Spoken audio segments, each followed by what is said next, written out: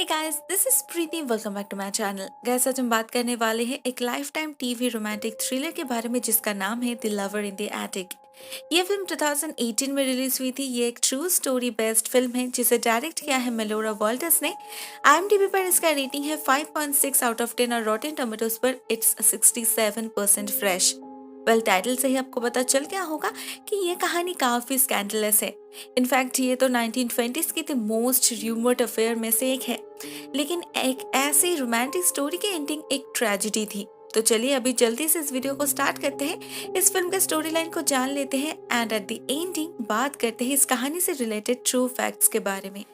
कहानी शुरू होती है एक यंग एंड ब्यूटीफुल लेडी से जिसका नाम है डॉली। उसकी शादी होती है एक टेक्सटाइल बिजनेसमैन फ्रेड से। डॉली को हमेशा से ही एक लग्जूरियस लाइफस्टाइल चाहिए थी। उसे तो हॉलीवुड में अपनी जगह बनानी थी, बड़े बड़े लोगों के साथ दोस्ती करनी थी। फ्रेड के साथ शादी करके उसे पैसा प्रॉपर्टी तो मिल जाती है, मगर जो सम्मान और ऑथोरिटी उसे चाहिए थी वो उसे कभी नहीं मिली। फ्रेड इनिशियली तो उसका दीवाना था, मगर वो उसे एज अ ट्रॉफी वाइफ ही ट्रीट करता था। दोस्तों के सामने एज इस प्राइवेट प्रॉपर्टी उसे ह्यूमिलेट करता था। वो काफी डोमिनेटिंग भी था। उसे जहाँ चाहिए था वो डॉली को लेकर जाता था शो ऑफ करने के लिए, मगर उसके अलावा उसने ना कभी डॉली को किसी रोमांटिक डिनर पे ले गया था ना मूवी देखने। इतना फालतू समय उसके पास था ही कहाँ। पूरा दिन वो काम करने के बाद वो अपने वाइफ से इतना तो एक्सपेक्ट कर ही सकता है कि वो उसके लिए घर में ही वेट करे, खाना पकाए, घर संभाले। बिल्कुल एक जेलस हस्बैंड की तरह वो हमेशा अपने बीवी को अपने मुट्ठी में रखना चाहता था। डॉली किसी और को देखे ये उससे बर्दाश्त ही नहीं होता। दूसरी तरफ डॉली इस लैविश लाइफस्टाइल को एंजॉय तो कर रही थी, मगर फ्रेड से वो बोर हो चुकी थी। कहाँ उसने एक रोमांटिक हस्बैंड एक्सपेक्ट की थी और कहाँ उसे ये आदमी मिल गया जिसे अपने मतलब अपनी खुशी और अपनी एक्सपेक्टेशन के बाहर कुछ दिखाई ही नहीं देता। हॉलीवुड जाने का सपना तो कब का टूट चुका था। डॉली जब उसके बिजनेस में अपनी थॉट्स इंक्लूड करने की कोशिश की तो उसे फ्रेड ने उसके लिमिटेशंस याद दिला दी। मगर डॉली भी काफी शातिर थी। उसे पता था कि ऐसे चोरी छुपे ही सही अपनी कमी पूरी करनी है। एक दिन उसकी नजर पड़ती है उसके हस्बैंड के फैक्ट्री में काम करने वाला एक लड़का ओटो के ऊपर। वो रिपेयरमैन का काम करता था। सिर्फ 17 साल का था, डॉली से 15 साल छोटा, but who cares. Dolly intentionally अपनी सीविंग मशीन तोड़ देती है और अपने हस्बैंड से कहकर उसे रिपेयर करने का इंतजाम करवाती है। उसे तो पता था ऑटो ही आएगा। तो जैसे ही ऑटो आता है डॉली उसे अपने जाल में फंसा लेती है। वो भी कुछ ऐसे कि ऑटो उस घर में बार बार वापस जाने पर मजबूर हो जाता है। इनिशियली तो उस मशीन के पार्ट्स चेंज करने के बहाने, मगर बाद में विदाउट एनी एक्सक्यूजेस वो लोग मिलने लग जाते हैं। ओटो को भली भांति पता था वो एक मैरिड वुमन के साथ रिश्ता बना रहा है। वो बार बार डॉली से कहता भी था कि अगर तुम फ्रेड के साथ खुश नहीं हो तो छोड़ दो उसे, मगर डॉली उसके इन स्टूपिड बातों पर ध्यान नहीं देती थी। असल में बाय बर्थ डॉली एक काफी हम्बल बैकग्राउंड से बिलोंग करती थी। सिर्फ उसकी माँ थी जो उसका ख्याल रखती थी, मगर वो भी एक मेड थी, इसीलिए उसे हार्डली कुछ मिला है लाइफ में। तो शादी के बाद उसे ये जो कंफर्ट मिली है, इससे बाहर निकलने का सवाल ही उसके दिमाग में कभी पैदा ही नहीं हुआ। मगर उनका ये मिलना जुलना आसपास के लोगों का ध्यान जरूर खींचने लगा था। वो लोग हर रोज मिलने लगे थे। जैसे ही फ्रेड घर से निकल जाता था ऑटो हाजिर हो जाता था। तो आसपास के लोगों को तो शक होगा ही कि एक रिपेयर मैन हर रोज क्या रिपेयर करने आता है। डॉली उन्हें ये कहकर चुप करवाती थी कि ऑटो उसका स्टेप ब्रदर है। फ्रेड उसे पसंद नहीं करता, इसीलिए वो चोरी छुपे आता है। मगर सबके लिए ये कहानी एनफ नहीं थी। कुछ दिनों तक ऑटो बैकयार्ड से भी आने जाने लगा, मगर ये मामला धीरे धीरे रिस्की होने लगा था। तो डॉली एक फुल प्रूफ प्लान बनाती है। वो कुछ ऐसी अरेंजमेंट्स करती है कि ऑटो उसके लिए हमेशा हमेशा के लिए अवेलेबल हो। वो ऑटो को उसके एटिक में रहने का ऑफर देती है, जो ऑटो मान भी लेता है। असल में ऑटो एक अनाथ है। उसका कोई परिवार नहीं है, ना कोई पूछने वाला। वो यहाँ पर आराम से रह सकता है, दिन भर डॉली के साथ मस्ती कर सकता है। ऑफ कोर्स फ्रेड के जाने के बाद जो चाहे खा सकता है। किसी चीज के लिए उसे कुछ सोचने की जरूरत ही नहीं है। ऊपर से एक इतनी ब्यूटीफुल लेडी की कंपनी एंजॉय कर सकता है वो। मगर इस सब के साथ साथ कुछ कंडीशंस भी थे।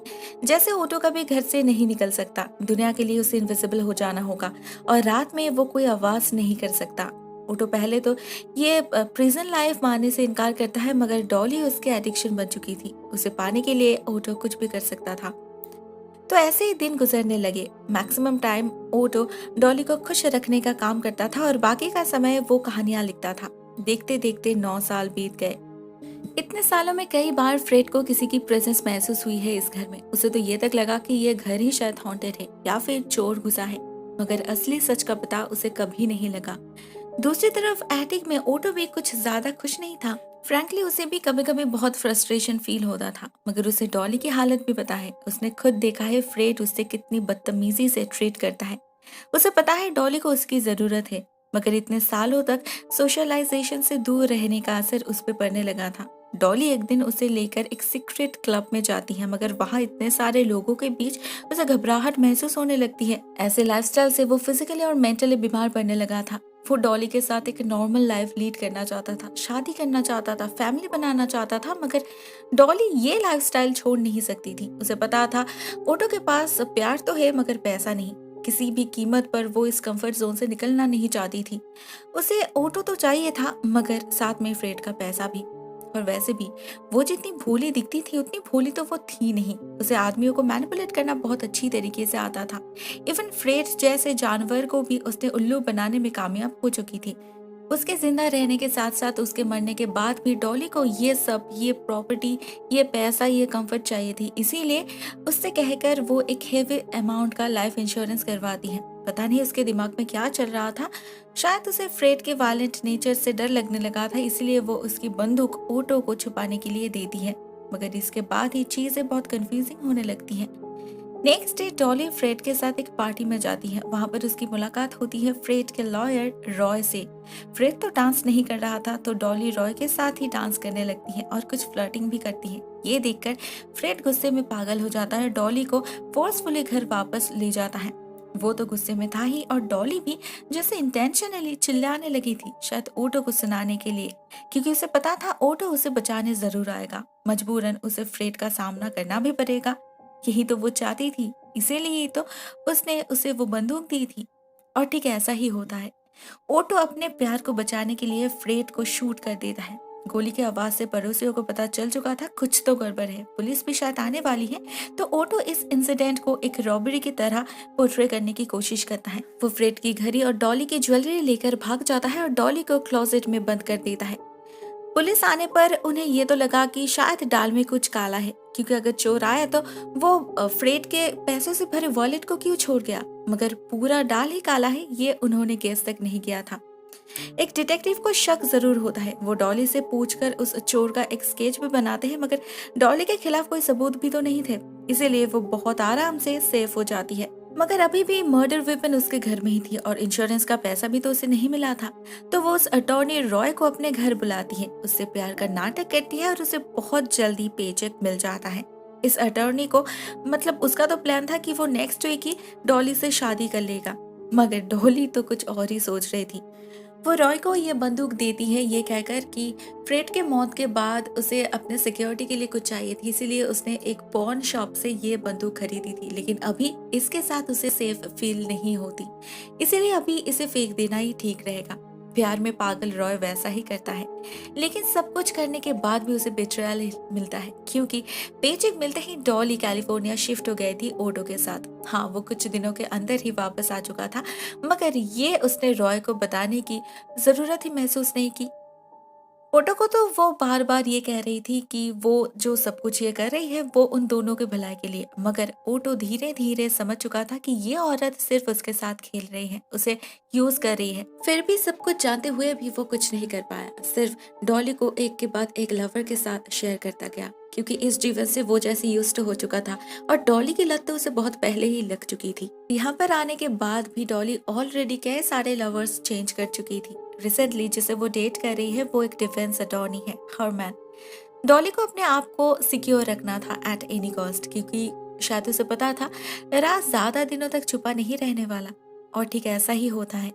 जब रॉय को पता चलता है डॉली उसे धोखा देकर पैसा लेकर भाग गई है, तो वो पुलिस के पास जाकर वो बंदूक उन्हें दे देता है और वो खुद उस डिटेक्टिव को फोर्स करता है डॉली के अगेंस्ट इन्वेस्टिगेशन शुरू करने के लिए।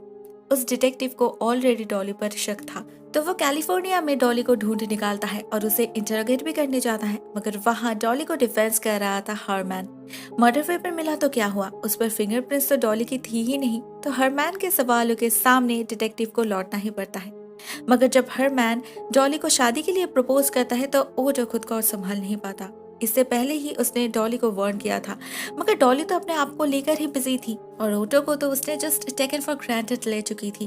तो एक दिन जब वो हरमान के साथ इसी घर में फ्लर्ट कर रही थी, ओटो बहुत ही ज्यादा नाराज हो जाता है। गुस्से में पागल होकर वो हरमान को चाकू दिखाकर घर से बाहर फेंक देता है और डिटेक्टिव को कॉल करके सब सच्चाई कन्फेस करता है। उसी रात उन्हें अरेस्ट कर लिया जाता है। हरमान तो सच्चाई जानकर शॉक्ड हो चुका था, मगर फिर भी वो आखिर तक डॉली को डिफेंस करता रहा।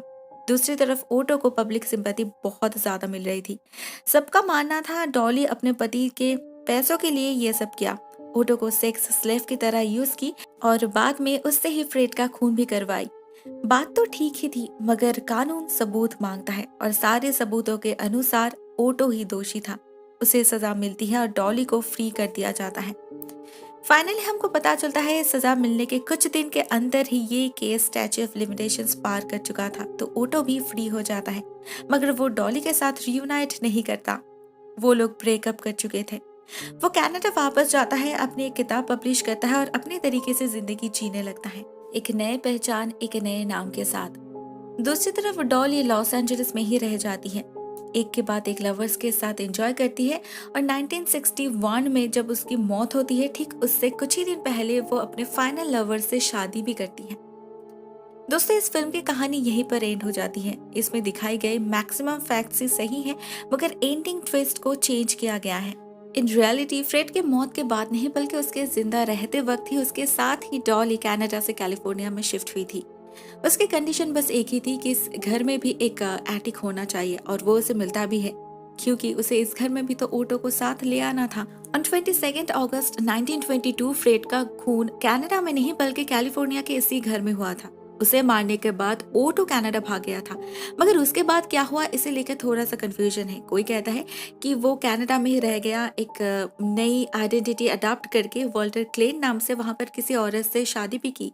मगर र्यूमर ये भी है कि शायद वो कनाडा वापस आया था और फिर से एक बार डॉली का पालतू बनकर उसके एटिक में ही रह गया। मगर तब डॉली के ऊपर भी केस चल रहा था, तो वो जेल में थी। उसे ओटो को लेकर टेंशन होने लगा, पता नहीं वो क्या खा रहा है, इसीलिए उसने उसके that time boyfriend attorney Herman Shapiro को उसके लिए कुछ खाने का इंतजाम करने के लिए बताई। मगर उसने ये नहीं बताई कि ये उसका बॉयफ्रेंड है या फिर ये उसका सेक्स स्लेव है। उसने ये बताया कि ये उसका हाफ ब्रदर है जिसे उसने एटिक में छुपाई है। अपने तरफ से फुल प्रिकॉशन उसने लिया था, मगर उस एटिक में जाने के बाद हरमैन को खुद ओटो से सब सच्चाई के बारे में पता चल जाता है, मगर वो तब अपना मुंह बंद ही रखता है। पुलिस को भी कोई क्लू नहीं मिलता, मर्डर वेपन पर उसकी फिंगरप्रिंट्स भी नहीं मिलती, तो डॉली को छोड़ना ही पड़ता है पुलिस को।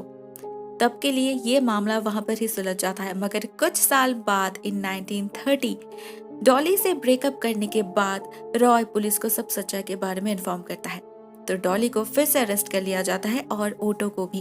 मगर स्टैच्यू ऑफ लिमिटेशन पार कर जाने के कारण ओटो को आजादी मिल जाती है कुछ ही दिनों के अंदर। डॉली पर तब भी केस चल रही थी, मगर जजेस कोई भी फाइनल डिसीजन नहीं ले पाए और फाइनली 1936 उसे भी फ्री कर दिया जाता है।